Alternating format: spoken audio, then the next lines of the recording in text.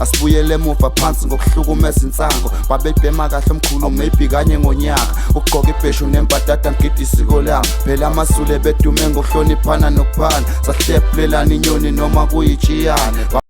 Mina ke lami lithi uma umuntu enze kahle into kuyaye kufanele singawahla amandla umuntu kuyaye kufanele ke simnikeze amandla akhe njengoba esuke esebenze kanzima ukuthi ke umcimbi wakhe uphumelele noma kusuke esebenze kanzima ukuthi ke leyo nto enibona ke iyinhle emehlweni enu nembala ibe yinhle ngalendlela naye abesuke efuna ngayo.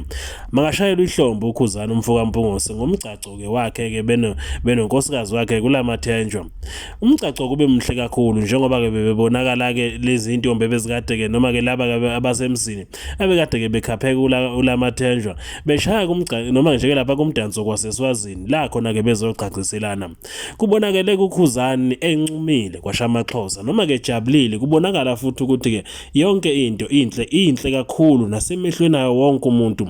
Lo mshado ke bekufana njengomgcaco ke wenkosi nakuba kungasiwa ukuthi bekuyinkosi yakwabane kodwa ke mfoka Mpungose masekushayele ke ihlombe sibonge futhi nakho konke kokwenzileyo ukuphumelelisa kumshado wakho. Yebo siyazi ukuthi kuningi obhekene nakho ngaphambi kokuthi ke ufike kuleli zinga lokulona njengoba abantu bekushayela ihlombe nje ke bona kabazi ukuthi kuhambe wafikaphi futhi ke udlulephi kodwa kukhona konke lokho masekushayela ihlombe mfoka Mpungose umgcaco wakho ube mhle kakhulu futhi ke abantu bebengangeyimpedu zendlovu bebebulala inyati njeke lapha ke ngokusho ke njeke lapha ke kwesintu.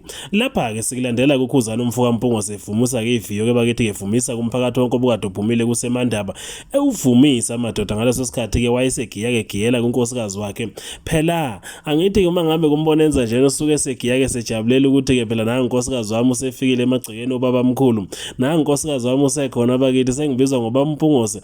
uKhuzani kumfoka Mpungose uvumise ke iviyo vuma ke lonke ife kwalilizela komama kwalilizele usisi basho ke bagqiza abanye nje ke lapha ke bejabulela ukubona ke lobu buhlo bebekade ke benzeka ke lapha.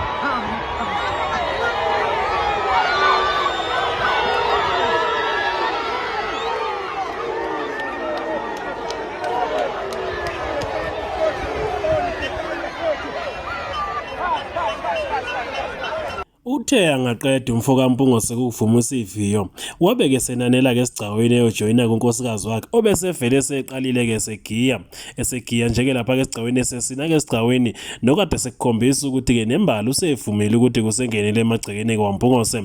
Ulamathenjwa begiya ke shaya ke lomgido kwaseSwatini nokuyilapho uKhuzani abuyile phela wazomjoyina njengesethembiso noma ke njengomthetho othi ke funa ubuye uma ngabe unkosikazi wakhe esengenile ke sigcaweni ngaphakathi eseshaya ngalendlela ke yakhe baba suke beshanga ecula ke njeke lapha ke ihubo lakhe phela ihubo liyimpilo ke yomuntu wesifazane ikakhulukazi mangabe ke ecacile. Leli ihubo kabanye bazolikhumbula mhla okamafu ecaca ke endlunkulu kaZulu ecaca njeke lapha ke nesilo kwesikhotheme isilo njeke lapha uGudwili Zwelithini okuyena njeke lapha ke bakithi ke owaba njeke lapha uNdlunkulu ke wokugcina endlunkulu ke kaZulu. Kubazolikhumbula ke leli ihubo laba mnandi kakhulu awubheke nje ubuhle beAfrika.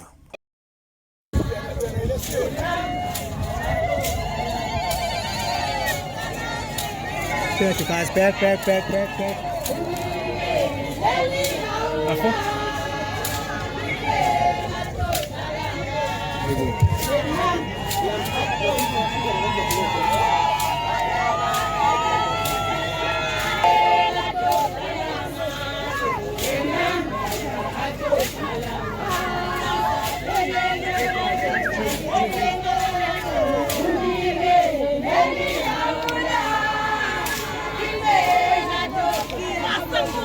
asibuyele emuva phansi ngokuhlukumeza insango babebhema kahle omkhulu maybe kanye ngonyaka ukugqoka ibheshu nembadada ngigida isiko lami phela amasule bedume ngokuhloniphana nokuphana sahlephulelana inyoni noma kuyitshiyane